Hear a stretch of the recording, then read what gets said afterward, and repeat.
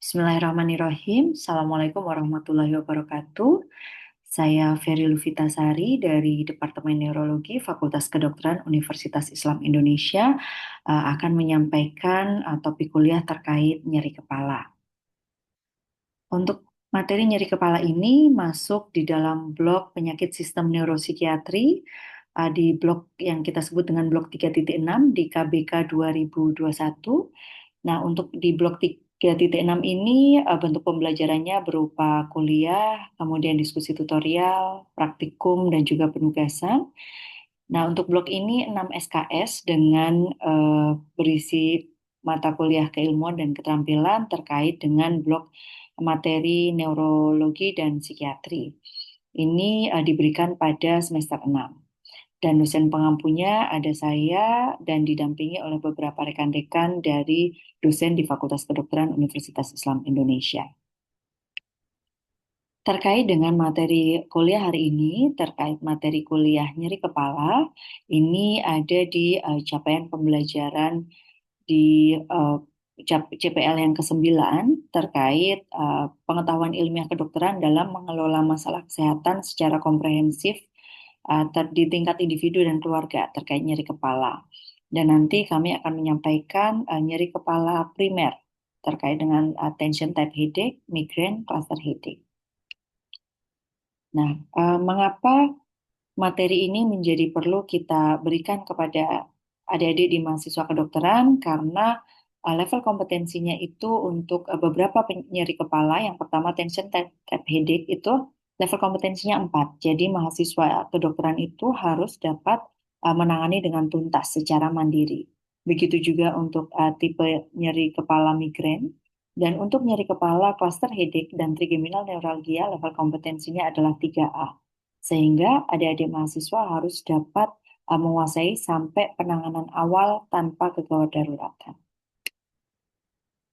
Untuk tujuan belajar pada kuliah kali ini, nanti harapannya adalah mahasiswa dapat menjelaskan definisi nyeri kepala dan macam-macam bangunan pekan nyeri atau pain generators, baik intrakranial maupun ekstrakranial yang dapat menyebabkan nyeri kepala.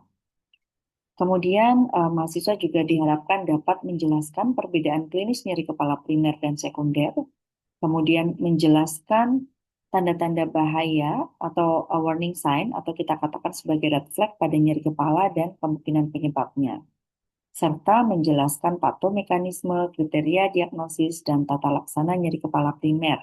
Jadi migrain, tension type headache, kemudian trigeminal neuralgia, cluster headache.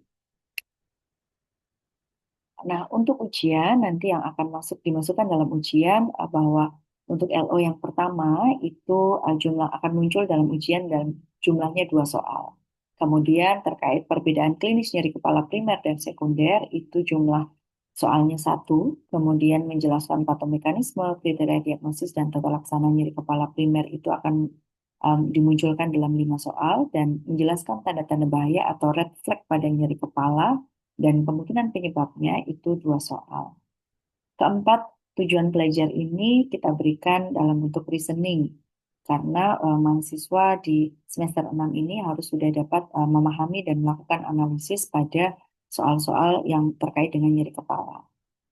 Untuk jenis penilaiannya secara sumatif dan bentuk penilaiannya nanti dalam bentuk tertulis, jadi multiple choice question dan juga dalam bentuk praktek kita berikan dalam bentuk OSC atau keterampilan klinis yang dalam bentuk mahasiswa diminta untuk mempraktekkan seperti menjadi berperan sebagai dokter. Di sini kami munculkan contoh soal yang nanti akan kita munculkan dalam ujian dalam bentuk multiple choice question.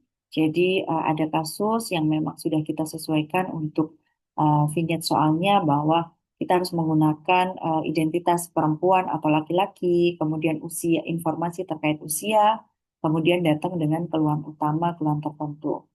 Lalu ada keluhan penyertanya, kemudian disertai kondisi-kondisi tertentu dan riwayat penyakit dahulu, apakah pernah mengalami keluhan serupa, kemudian faktor-faktor risiko yang terkait penyakit dahulu, hipertensi, diabetes, mellitus jantung, dan seterusnya. Kemudian kita sertakan pemeriksaan fisik, lalu eh, pertanyaannya adalah terkait diagnosis. Baik. Nah, ini untuk kuliah yang akan kita berikan hari ini ya. Ya, Bismillahirrahmanirrahim. Jadi, kuliah ini kita akan memunculkan skenario dahulu. Jadi, ada apa dengan saya ya, Dok? Jadi, di sini muncul kasus. Nanti teman-teman bisa melakukan analisis ya, bahwa di sini seorang perempuan berusia 45 tahun datang ke puskesmas dengan keluhan pusing.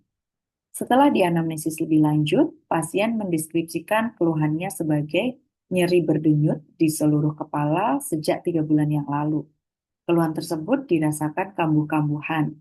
Awalnya 1 sampai 2 kali per minggu saja dan akan membaik dengan sendirinya dalam waktu 4 sampai 6 jam atau lebih cepat jika pasien minum obat anti nyeri yang dibeli sendiri di warung.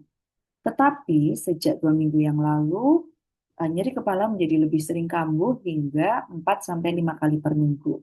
Pasien mengatakan keluhan dirasakan semakin parah jika pasien melakukan aktivitas yang agak berat atau mendengar suara yang keras dan kadang-kadang disertai dengan mual walaupun tidak sampai muntah. Pasien juga memperhatikan setiap hendak mengalami serangan, ia merasakan sensasi kesemutan di salah satu sisi wajah yang akan hilang dengan sendirinya dalam 30 hingga 45 menit. Pasien mengaku khawatir kalau-kalau gejala yang dialaminya menandakan adanya kelainan yang serius di otaknya.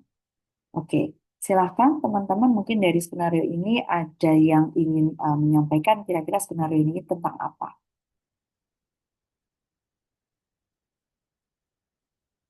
Silahkan, ada yang mau mencoba menyampaikan pendapat? Izin masuk dokter, izin menyampaikan pendapat. Boleh silahkan. Kalau dari skenario ini, kemungkinan besar kan ada nyeri bernyut di seluruh kepala 3 bulan yang lalu, terasanya kamu-kamuhan, lalu bisa membaik sendiri gitu ya dok ya dalam waktu 4 sampai 6 jam. Mungkin dari pernyataan yang di atas itu bisa masuk ke kayak tension type headache gitu dok yang berdenyut gitu. Oke, Mungkin seperti itu dokter. oke, baik. Terima kasih. Berarti yang pertama ada kecurigaan kemungkinan ke arah tension type headache, gitu ya. Oke, yang lain mungkin ada lagi yang akan menyampaikan pendapat. Silahkan, mungkin dari informasi yang lain yang ada di skenario ini.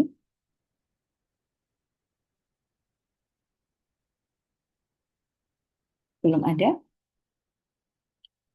Baik, jika belum ada, kita coba lanjut dulu ya untuk kasusnya. Jadi skenario ini memang sebenarnya satu skenario yang kita gunakan untuk uh, memantik teman-teman gitu terkait diskusinya. Tadi sudah muncul satu kemungkinan ke arah tension type headache. Kita coba sambil diskusikan. Yang pertama kita akan masuk bahwa tentunya kita ketika mempelajari nyeri kepala kita perlu mengetahui dahulu apa itu nyeri kepala. Jadi, nyeri kepala itu merupakan nyeri atau rasa tidak nyaman di bagian superior kepala, ya, di atas, ya, di bagian kepala yang kadang menyebar ke wajah, kemudian gigi, rahang, dan juga bisa sampai ke leher. Nah, di kepala, di dalam rongga kepala itu ada bangunan-bangunan yang pekan nyeri atau pain generator. Jadi ada sinus venus dan juga cabang kortikalnya, kemudian arteri besar yang ada di dasar otak, kemudian dura mater yang melingkupi dari fossa anterior dan posterior, kemudian nervus cranialis khususnya nervus 5, 9, dan 10, kemudian saraf spinal, nervus cervicalis 1, 2, dan 3. Nah, di sini bangunan-bangunan pekan nyeri ini memuat akhiran syaraf pekan nyeri yang ada stimulus nyerinya. Jadi stimulus nyeri di atas tentorium cerebelli yang menimbulkan rasa nyeri di frontotemporoparietal dan maupun di area fossa posterior. Dia akan memunculkan nyeri di oksipital dan suboksipital. Nah, untuk sumber dari nyeri kepala ini bisa intrakranial dan ekstrakranial. Tadi yang intrakranial ya termasuk yang di bangunan-bangunan pekan nyeri intrakranial. Sedangkan Yang di ekstrakranial itu bisa di area mata, kemudian telinga, sinus paranasal, hidung, mastoid, orofaring, gigi, kulit kepala, kuduk, dan vertebra servikal. Bahwa ternyata area-area yang di sekitar kepala, tetapi yang di luar ya, di luar kranial atau ekstrakranial itu bisa menjadi sumber dari nyeri kepala. Nah, penyebab timbulnya nyeri kepala ini bermacam-macam. Bisa karena adanya tadi ya, bangunan-bangunan pekan nyeri tadi mengalami traksi atau seperti uh, terlilit gitu ya, atau adanya tarikan gitu. Itu bisa menyebabkan nyeri kepala. Begitu juga arteri-arteri atau pembuluh darah yang ketika dia menyebabkan adanya eh, dilatasi atau pelebaran atau peradangan yang melibatkan di arteri intra dan ekstrakranial ataupun tadi di nervus cranialis, kemudian adanya peningkatan tekanan intrakranial dan juga penyakit-penyakit di jaringan kulit kepala di ekstrakranial. Nah, nyeri kepala ini berdasarkan International Head Society Classification itu dibagi menjadi nyeri kepala yang primer dan juga sekunder. Nah, nyeri kepala primer itu tadi yang contohnya adalah migrain, kemudian tension type headache, lalu cluster headache, begitu juga trigeminal neuralgia. Sedangkan untuk yang secondary headache ini, ketika menjadi nyeri kepala ini menjadi salah satu gejala dari adanya penyakit-penyakit lain, penyakit organik yang lain. Nah, ketika kita menemukan pasien dengan nyeri kepala, tentunya kita harus melakukan anamnesis ya. Kita harus nilai jenis nyeri kepalanya, awitan nyeri kepalanya muncul sejak kapan, frekuensinya, lamanya, kemudian apa yang memicu faktor presipitasinya, apa yang memperberat, apa yang memperingan, kemudian lokasinya di mana, intensitas nyerinya ringan, sedang atau berat, adanya gejala penyerta atau gejala prodromal, apa yang bisa mengurangi nyeri, apakah sudah minum obat sebelumnya, kemudian bagaimana riwayat penyakit dahulu dan juga riwayat di keluarga. Nah, nyeri kepala ini berdasarkan awitannya ada yang akut atau mendadak dan juga ada yang kronis gitu. Nah, yang akut seperti kita pernah pelajari ya, ketika ada nyeri itu yang langsung akut bisa terjadi apakah itu problem vaskular kah atau dia karena problem trauma. Nah, tentunya kita harus menggali kemungkinan-kemungkinan itu, faktor risiko vaskular, kemudian trauma, apakah ada riwayat nyeri kepala sebelumnya, ada benturan, itu yang perlu kita tanyakan. Sedangkan nyeri kepala yang berlangsung bertahap atau kronis, itu bisa juga berbagai macam, apakah karena hipertensi atau karena tumor. Tentunya kita tahu kalau tumor itu kronis dan ada progresivitas gitu. Dan juga ada defisit neurologis yang lain yang bisa kita temukan. Entah itu kelemahan anggota gerak sesisi, adanya kejang, peloperot, dan seterusnya. Nah, ini terkait nyeri kepala yang primer yang memang perlu kita pahami. Jadi nyeri kepala primer itu ada yang tipenya migrain. Kalau migrain itu lokasinya cenderung frontotemporal dan dia unilateral, hanya satu sisi. Kanan saja ataukah kiri saja unilateral ya. Dan tipenya berdenyut gitu. Biasanya dia memberat bangun pagi atau agak siang gitu dengan durasi 4 sampai 24 jam. Nah, dikatakan dia bisa dalam interval minggu sampai bulan. Kemudian yang berikutnya, nyeri kepala yang lain adalah cluster headache. Nah, kalau cluster headache ini lokasinya memang di orbitotemporal dan dia juga unilateral. Jadi di satu sisi, tapi memang area di sekitar orbital, ya, di sekitar nyeri kepala. Cenderung nyerinya hebat dan tajam. Dikatakan pasien itu sering mengeluh dia akan terbangun malam hari, gitu, setengah jam, 1 sampai 2 jam setelah tidur itu akan terbangun tiba-tiba karena nyeri kepala hebat. Nah, hati-hati, nyeri kepala klaster ini akan sering datang ketika teman-teman jaga IGD gitu, karena biasanya dia datang malam hari dengan nyeri kepala yang hebat. Tapi berlangsungnya dia biasanya berlangsungnya singkat. Gitu. Ketika sudah diberikan oksigenasi, dia akan cenderung membaik. Kemudian berikutnya yang tension headache, tension type headache. Seperti tadi mungkin di skenario ada apa tadi disampaikan bahwa kemungkinan intention type headache gitu. Nah, Cenderung untuk tension type headache ini cenderung nyeri kepalanya itu terikat, kayak ketekan di semua bagian kepala, dan dia eh, cenderung terus-menerus dan intensitasnya berubah dalam waktu hari, minggu, bahkan sampai bulanan. Nah, untuk yang lain, untuk iritasi nyeri, tumor otak dan arteritis temporal ini adalah tipe nyeri yang tipe nyeri yang nyeri kepala yang sekunder gitu ya. Jadi kalau nyeri kepala sekunder itu yang kita bedakan dengan nyeri kepala primer, bahwa nyeri kepala sekunder itu ada pemicunya.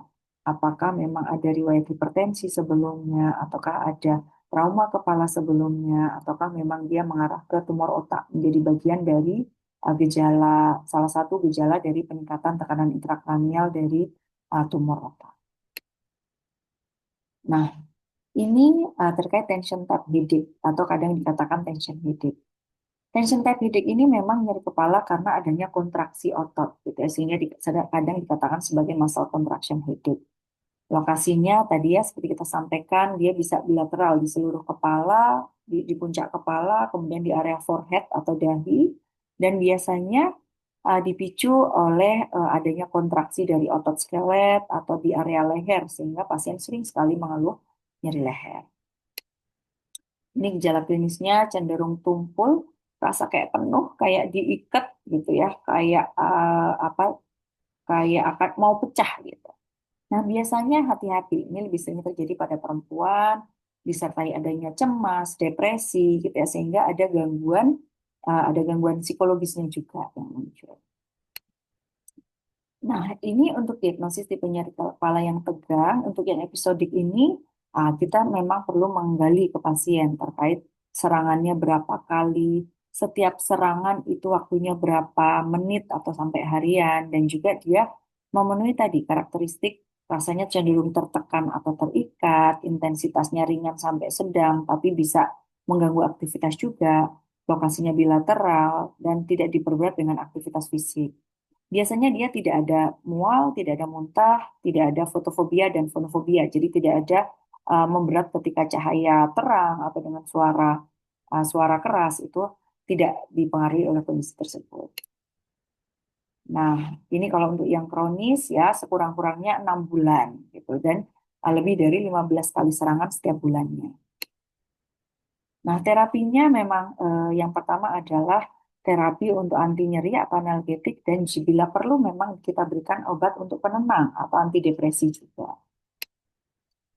Nah, yang berikutnya adalah nyeri kepala yang tipe klaster. Jadi nyeri kepala tipe klaster ini yang dia nyeri kepala yang intensitasnya berat, durasinya itu bisa 15 menit sampai kurang lebih 2 sampai 3 jam. Nah, ini satu satu sisi sangat nyeri, terutama di area periorbital. Kadang bisa disertai dengan lakrimasi ya, apa mata berair atau gangguan di hidung, jadi pilek atau berair, yang kita katakan bisa menjadi gejala dari Horner syndrome atau sindrom Horner gitu ya. Nah, dia akan muncul dalam waktu bisa dalam waktu bulan sampai tahun. Nah, ini yang muncul tadi ya bisa injeksi konjungtiva, lakrimasi, rinore, ada ptosis, pokoknya yang bentuk tanda-tanda dari bentuk dari sindrom Horner tadi. Nah, kalau ini yang membedakan dengan nyeri kepala yang tipe yang sekunder gitu ya. Jadi perbedaan tipe nyeri kepala dan primer dan sekunder itu, kalau pada tipe nyeri kepala sekunder ini cenderung memberat pada pagi hari karena ada hipoventilasi selama tidur, sehingga pada saat pagi hari dia nyeri kepalanya cenderung yang dia akan terasa berat. Nah, dia akan memberat juga ketika ada batuk, bersin, mengejan. Itu ada peningkatan tekanan intratekal juga. Nah, bisa disertai dengan mual muntah, khususnya kalau ada tanda peningkatan tekanan intrakranial, maka yang muncul adalah ada nyeri kepala yang tipenya yang ada muntahnya.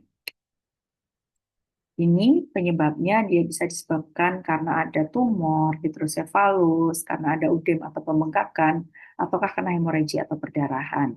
Bisa disertai dengan gangguan-gangguan seperti diplopia atau problem intranuclear ophthalmoplegia atau kesulitan fokus gitu, itu bisa muncul. Nah, ini kenapa tekanan intrakranial meningkat? Karena ada peningkatan PCO2 ya ketika tidur, kemudian karena ada depresi nafas sehingga terjadi vasodilatasi dan akan menyebabkan peningkatan volume di intrakranial. Nah, untuk pemeriksaan fisik tentunya ya vital sign, jelas ya. Kemudian kita cari etiologinya dengan kita lakukan pemeriksaan fisik neurologis yang spesifik di area kepala. Nah, ini yang berikutnya yang harus teman-teman pahami terkait red flag atau tanda-tanda dari nyeri kepala. Kita perlu tahu ketika usianya di atas 50 tahun, nyeri kepala yang tiba-tiba mendadak, kemudian cenderung memberat, ada perberatan, dan baik perberatan dari frekuensinya maupun keparahannya. Kemudian dengan adanya defisit neurologis, kelemahan anggota gerak sesisi, peloperot, ada gangguan penglihatan, gangguan menelan, dan seterusnya ini kita harus waspadai bahwa ini merupakan red flag atau warning sign yang harus kita waspadai pada pasien dengan nyeri kepala. Ini ya, tadi yang perlu kita perhatikan ini sama, termasuk jika disertai adanya kejang atau kelemahan, penurunan kesadaran harus kita waspadai. Nah, kalau pada nyeri kepala yang sekunder, maka kita perlu lakukan pemeriksaan neuroimaging. Jadi kita perlu CT scan kepala atau bahkan perlu kita lakukan MRI ya untuk menunjukkan adanya tanda-tanda apakah ini ke arah infeksi kah atau tumor dan sebagainya. Nah, ini terapi kita gunakan, jangan lupa kita ingat dengan WHO step ladder. Untuk nyeri-nyeri kepala yang awal, kita berikan analgesik ya, aspirin, itu dosisnya 325 sampai 650, atau bisa diberikan acetaminophen 325 sampai 1000 miligram. Begitu juga bisa kita berikan NSAID ya, natrium diklofenak, kalium diklofenak, dan seterusnya sesuai dosisnya kita sesuaikan. Nah, triptan ini bisa menjadi terapi untuk nyeri kepala juga, gitu. Untuk kondisi yang terutama nyeri kepala yang memang cenderung kronis dan dia berulang-ulang, maka profilaksis dengan triptan. Ya, itu mungkin sedikit yang bisa kami sampaikan terkait nyeri kepala, dan ini adalah sumber yang bisa teman-teman baca. Mungkin ada yang ingin ditanyakan atau dikonfirmasi, silahkan.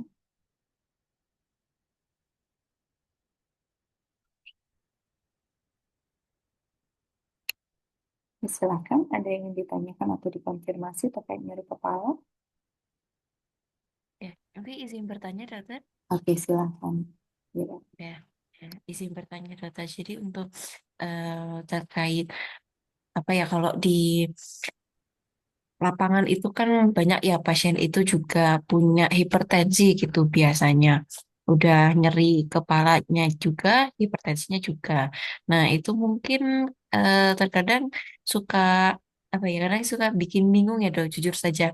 Ini tuh hipertensinya ini karena dia nyerinya atau hipertensinya ini memang sebagai eh, pemberat gitu itu kadang-kadang kan suka kita jadi bingung ya ini hipertensinya dulu atau bukan gitu apalagi pasien-pasien yang sukanya nggak kontrol jadi kan baru tahu loh nggak pernah emang nggak biasa periksa tekanan darah begitu masuk rumah sakit nyeri kepalanya hebat tensinya tinggi nah itu kan maksud saya kan kenapa mau tahu ini hipertensinya dulu atau nyeri kepalanya dulu kan untuk membantu ke arah diagnosis juga ya apakah ini kira-kira primer atau sekunder atau ini sebagai komorbid kah hipertensinya nah seperti itu mungkin pendekatan klinisnya nanti seperti apa ya dok maksudnya pasti kan akan berbeda juga ya untuk rencana terapi ke depannya gitu.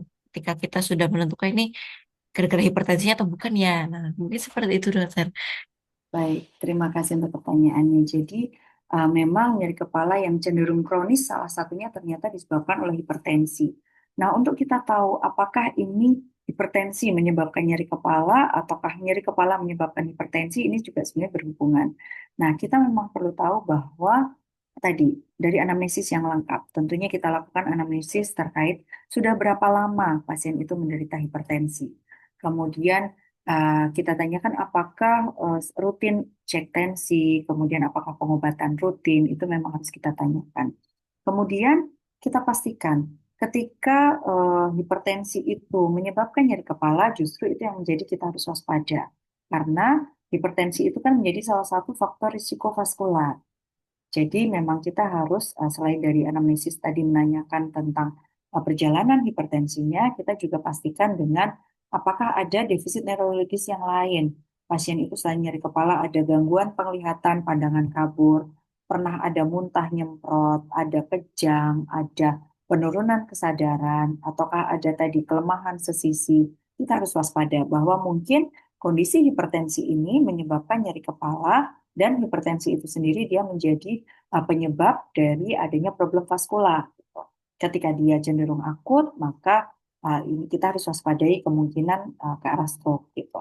Karena problem vaskular ya. Tetapi ketika dia cenderung kronis, biasanya ini cenderung ketika berlangsung kronis, tidak ada defisit neurologis yang lain, ini kita bisa menduga bahwa memang nyeri kepalanya ini adalah murni karena hipertensinya dan biasanya pasien akan mengeluh ada terasa nyeri atau kencang di tengkuk gitu ya. Nah, itu bisa menjadi salah satu apa yang bisa kita lakukan. Jadi anamnesis yang lengkap, pemeriksaan fisik yang lengkap itu bisa menentukan ke arah kemungkinan diagnosisnya. Mungkin begitu, sudah cukup jelas? Baik, dokter, cukup. Ya, Alhamdulillah. baik. Oke, baik. Terima kasih untuk teman-teman untuk kuliah hari ini ya terkait nyeri kepala. Mudah-mudahan dengan apa yang kita sampaikan ini bisa memberikan manfaat untuk teman-teman dan bisa menjadi bekal ya ketika teman-teman nanti masuk di rumah sakit dan teman-teman jaga menjadi dokter di IGD begitu. Mungkin itu yang bisa saya sampaikan ya. Mudah-mudahan bermanfaat.